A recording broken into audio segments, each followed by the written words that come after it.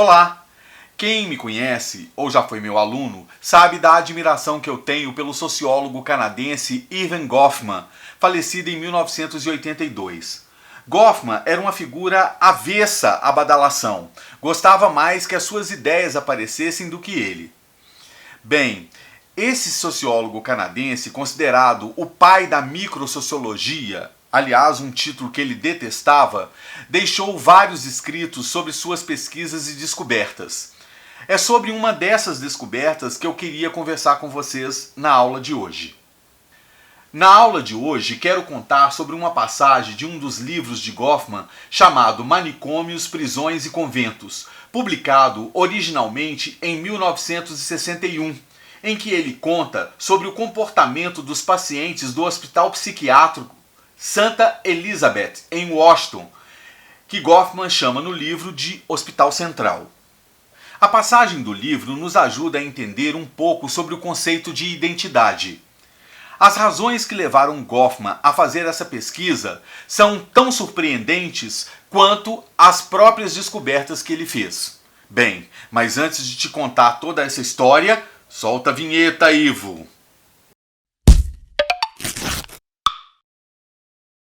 O livro escrito por Goffman é o resultado de suas minuciosas pesquisas realizadas em instituições de saúde dos Estados Unidos entre 1954 e 1957. Dentre essas instituições, o maior hospital psiquiátrico dos Estados Unidos, o Hospital Santa Elizabeth, em Washington, onde Goffman passou um ano entre 1955 e 1956 analisando, observando o comportamento de seus mais de 7.000 pacientes. Goffman acreditava que qualquer grupo de pessoas dentro do que ele denominava de instituições totais, ou seja, aqueles lugares que impõem suas próprias regras, desenvolve uma vida própria que se torna significativa, razoável e normal, desde que você se aproxime dela. Para ele, uma boa forma de conhecer qualquer desses mundos é submeter-se à companhia de seus participantes, vivenciando o cotidiano deles dentro das conjunturas a que estão sujeitos. E foi isso que ele fez. Dentre as várias descobertas relatadas por Goffman nas 320 páginas do seu livro, gostaria de extrair um fragmento teórico das observações dele, a partir das observações que fez dos pacientes psiquiátricos dentro do Hospital Santa Elizabeth, que passavam o dia inteiro enrolados em seus cobertores, como se fosse um casulo. Muitos, segundo o próprio Goffman relata, viviam com esse cobertor o dia inteiro. Inclusive, deitavam-se no chão, enrolados nele, como se fosse realmente um casulo. É uma cena, como você já deve ter visto, de moradores de rua, quando estão com frio, dormindo, eles também se enrolam nesses cobertores, dessa mesma forma. Junto ao corpo, dentro de sacos improvisados, os pacientes carregavam algumas coisas que juntavam ao longo de sua jornada pelo hospital, como sobras de comida, revistas velhas e garrafas, por exemplo. Dentro desse espaço coberto, cada um tinha uma certa margem de controle. Por isso Goffman denominou esse espaço mínimo de território pessoal. Um detalhe importante nessa história está no fato de que o Hospital Santa Elizabeth não permitia que seus pacientes ficassem com nenhum de seus pertences pessoais, nem mesmo dentadura, aliança ou suas próprias roupas. Ao dar entrada na instituição, o paciente novato era literalmente despido de todos os seus pertences, que eram guardados e só poderiam ser acessados com ordem expressa de um médico. Os pacientes novatos passavam por um processo em que tinham que tirar suas roupas, tomar banho, cortar o cabelo e vestir roupas da própria instituição. Esse processo era visto por Goffman como um fracasso pessoal, já que o paciente ficava completamente subjugado às ordens da instituição.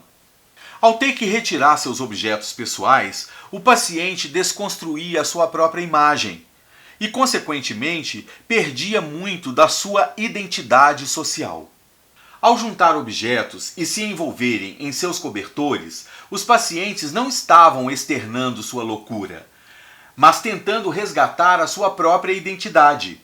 Goffman lembra que algumas coisas que a pessoa teve que abandonar são aquelas com as quais mais se identificavam e que empregavam para a sua auto-identificação diante dos outros. Na nossa vida, nós também somos assim. Escolhemos o mesmo lugar para sentar à mesa ou na sala para assistir televisão. Também temos aqueles objetos que não queremos abrir mão de jeito nenhum. Aquela roupa que usamos a vida inteira e que só tiramos de vez em quando para lavar. Tudo isso faz parte da nossa identidade também.